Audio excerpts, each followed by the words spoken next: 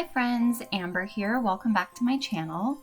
Today's video is one that I am very excited to share as it is a collab video with the very talented Andrea Lake. Her and I both decided to create Christmas themed mini albums using the Mix and Mingle collection from Simple Stories. So I will leave all of the links down below so you can easily find Andrea's Instagram, YouTube, and the project she created using this collection. And I will also leave all of the links to this collection down below as well so that you will have a full list of all of the supplies that we both use to create our mini albums. So the mini album I decided to create is one that is journal style. So I love creating journal styled mini albums. They are very, very easy to make, very beginner friendly, and they come together rather quickly. So to start, I am going to adhere 3 pieces of 6 by 8.5 inch paper together. You will see that 2 of the papers have the same pattern on them, and the third is a different pattern. The one with a different pattern is going to act as the spine covering so that there's a little bit of breakthrough with the patterns and kind of a distinguishment between the spine and the covers themselves. So I added some double-sided tape to the back edges of that spine piece, and now I'm using my ruler to very carefully align the paper and adhere it down evenly on top of the cover paper. So the reason I'm adhering papers together to wrap my chipboard is because the chipboard in total, when it needs to be wrapped, is longer than 12 inches. So I can't just use a 12 by 12 inch piece of paper to wrap it. I had to make it longer. So to do that, I just decided to add a separate spine piece in. So now that my pages are adhered together, I am going to flip over my paper, and you can see that it was a cut apart piece of paper, so it looks a little bit messy, but none of that will show, so it's okay. So my chipboard pieces measure, the covers measure as 4.5 by 7.5 inches, and the spine is 2 by 7.5 inches. As always, I will have all of the measurements listed below in the description box so that you can follow along easier. So I am just adding some of the same double-sided tape I used earlier to the back of all of my chipboard pieces. I just use a little bit because once you actually wrap the paper around the project, it really keeps it into place. And I also always add stitching, machine stitching that is, to my projects, which just also secures the paper to the chipboard itself. So now I am going to add my spine piece down first, and I'm just trying to center it as best as I can. And then on either side of that, I'm going to add my cover pieces. So I am going to try to space them out evenly. It doesn't have to be perfect, it's handmade. That's what's fun about these types of projects. So now I'm going to just trim off the extra paper on either side of my whole piece I've got going here. I'm just trimming this down to about 1/2 inch on both sides, just so we don't have too much extra paper to work with. And now that that is done, I am going to add some double-sided tape to each panel that goes around the chipboard. I just like to do this part now. It's just easier to get the tape laid down, and then once you cut the corners, it's all nice and even. So I'm just going to add that down, and then I will use my scissors to cut the corners on all 4 sides. So when you cut the corners of the paper, you want to make sure that you don't cut right up against that corner of the chipboard. If you do that, the chipboard will show through once you fold over the sides of your paper. So I always like to leave about 1/8 of an inch or so of paper left over, and then I just tuck that in at a later time. So now I'm using my scoring tool to kind of prep where I'm going to fold over those panels. And I'm doing this part very carefully since we did layer 2 pieces of paper together. There is more tension than there would be if it was just one sheet of paper, and I don't want to cause any breakage or tears in the paper itself, so I'm just taking my time while doing this. As I said before, I love to add machine stitching to my projects. I can't call a project finished if there is no stitching on it. So to avoid gumming up the needle of my sewing machine, I am going to add the machine stitching to the base of my project before actually adhering those side panels of my wrapping down to the chipboard. So to do this, I'm taking a ruler and a pencil, and I'm drawing a very faint line about a 1/4 inch away from all 4 edges. And then I'm going to go off camera and use my sewing machine to just stitch on all of those lines. So here you can see the stitching in place, and then I just used my pencil to erase any lines that were still visible. And you can also see that I stitched along the edges of the spine paper as well, just to make sure that it stayed down, and also it adds a bit more texture to the project itself. So now that that is done, I am going to start adhering the side panels down. So I always like to start with the long sides when doing this process. So I adhered those down first. And now the shorter sides, I'm going to remove the backing of my tape. And then I like to use my scoring tool to just tuck in that extra paper that I left behind earlier. And this gives us a nice finish on all of our corners. So with the wrapping done, I'm moving on to the lining. So the paper for the lining measures 7 1/4 by 11 inches. I machine stitched around the edges of this paper as well. And I am using quite a bit of double-sided tape or any adhesive that you prefer to avoid air bubbles when applying my lining. So I'm taking my time to get it as centered as possible.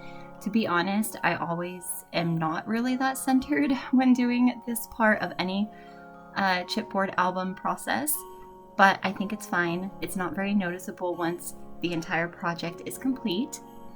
So now that I have adhered the lining down, I'm going to use my scoring tool to find the creases where my book will open and close, and I'm just going to score very, very gently so I don't poke through and cause any tears, and then I'm going to fold my covers over.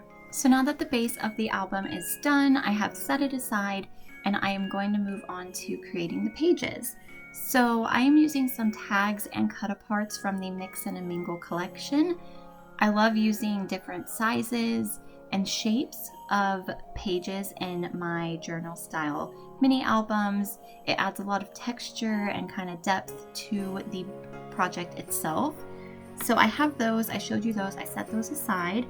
For these pages here that I'm cutting from paper, I will have all of the measurements down below. You can make them any size you want in length. In width, since we're going to be folding them over, they should all measure 8 1/4 inches, and then folded in half, they should measure about 4-ish inches. So I have all of my papers here. I am going to cut these little pieces off of the tags, and then I'm going to, of course, add some machine stitching to all of my pages and then fold all of them in half.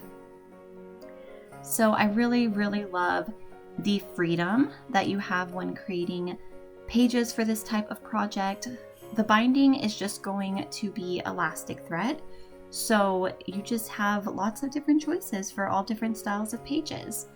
So here I am folding all of my cut aparts in half. I have some 3x4 journaling cards, as well as some 4x4 ones, and then some small tags, which I think add a lot of fun character for journaling and such in these types of projects. And all of my hand measured pages, I'm going to fold those in half as well.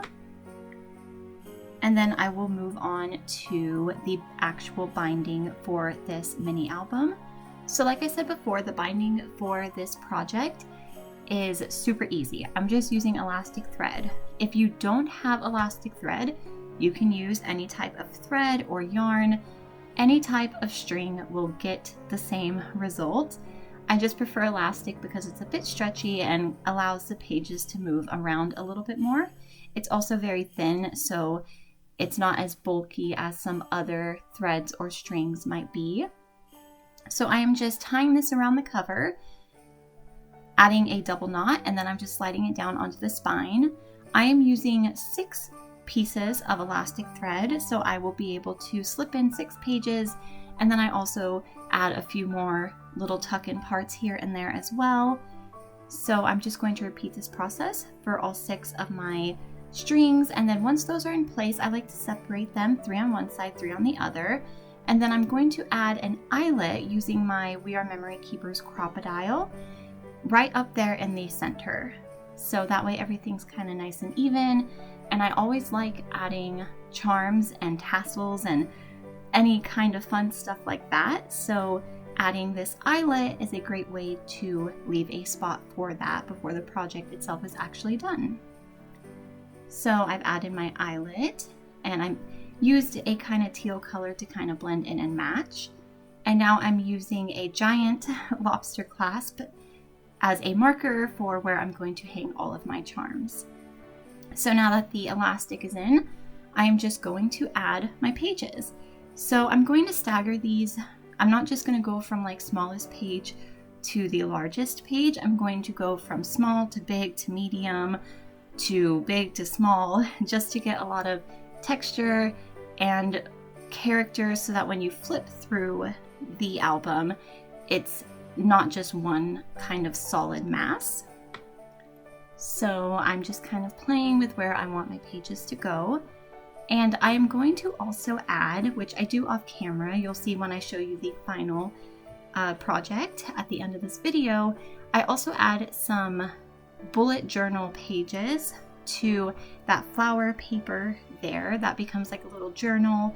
I know that Christmas time is really busy. There's a lot of different things to document, so I wanted to add some paper to that. So if you'd like to achieve something similar, you can use bullet journal paper like I did, or you can use plain computer paper, or even extra pieces of pattern paper, maybe from a 12 by 12 paper pad that have a blank white side, so you'll get that kind of same effect. So I'm going to be moving on to the closure for this album now. When you make chipboard albums, sometimes there's tension in the binding itself, so having a type of closure to kind of pull that front cover down is really, really helpful. You can use something as simple as string wrapped around the book, but I'm going to add some tab closures. I will leave the measurements for these down below. I'm basically just taking a piece of paper that measures 1 1/4 by 6 1/4 inches, and I'm layering it on top of another piece of paper that is 1 1/2 by 6 1/2 inches. So there's just a slight border around the smaller piece, and I'm going to machine stitch around the edges of that, and then I am going to add the straight edge side to the back of the book, and I'm going to space them out evenly so that there's about 1/2 inch from the bottom edge and the top edge once these are in place. So you can see here how I'm going to be applying this to the album base. I'm just going to use some double-sided tape to adhere the straps to the back of the album. So I'm using a pencil to kind of mark where the tape needs to end. Then I will add my tape to the strap and then just adhere it into place. I'm going to be using Velcro dots to keep these straps closed. I like Velcro, it's cheap and easy to find. If you prefer magnets, you can use those as well. I really do love how strong the magnets are. Sometimes my Velcro dots will kind of pull up off of the paper, but you can fix that with just a little bit of extra adhesive on the back. So now I'm trying to do this as evenly as I can. This is always kind of the stressful part when crafting, is keeping everything nice and even. And I'm going to apply the second strap the same way I did the first one. So I'm going to measure it up to where I want it to be, use my pencil to mark where I need to add that tape, and then just repeat the entire process.